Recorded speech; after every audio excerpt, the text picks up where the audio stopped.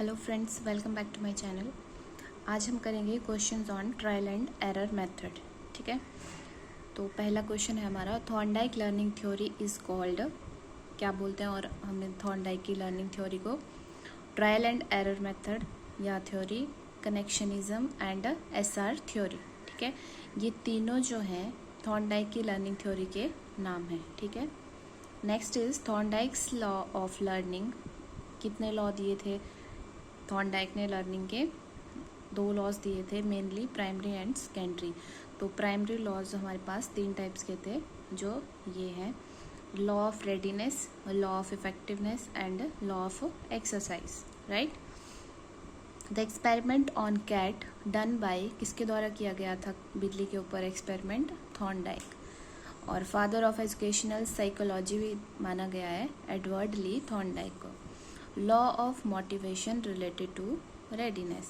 ठीक है, कि जब रेडीनेस के लिए जब हम मोटिवेशन के लिए किसी को प्रेरित करने के लिए कुछ भी कार्य स्टार्ट करेंगे तो सबसे पहले शुरुआत किससे होगी?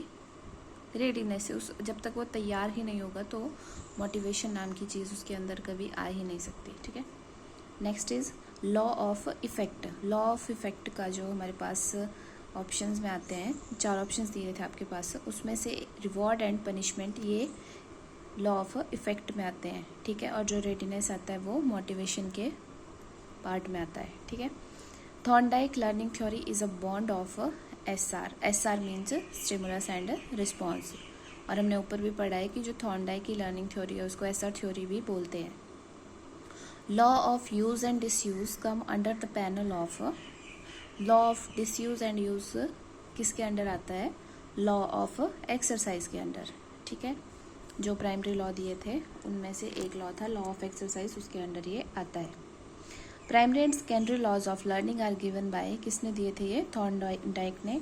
और number of primary laws given by Thorndike 3 laws दिए थे थॉर्नडाइक ने primary. Class teaching time introducing lesson is based on law of readiness.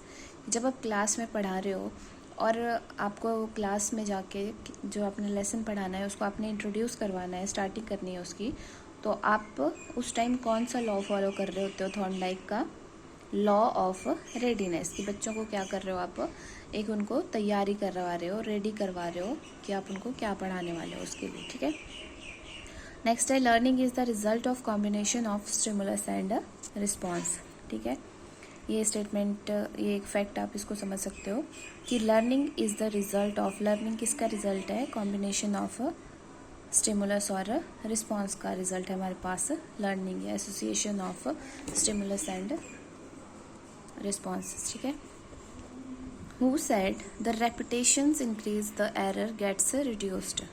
किसने कहा था कि जो जब हम रेपिटेशन करते हैं, बार बार गलतियों का रेपिटेशन करते हैं, तो एरर करने का जो परसेंटेज होता है वो कम हो जाता है। तो ये थॉर्नडाइक द्वारा ही कहा गया था।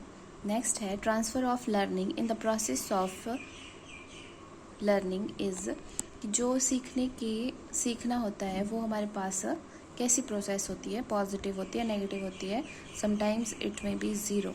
ठीक है, डिपेंड करता है कि आप किस प्रकार से सीख रहे हो, किस तरह से सीख रहे हो।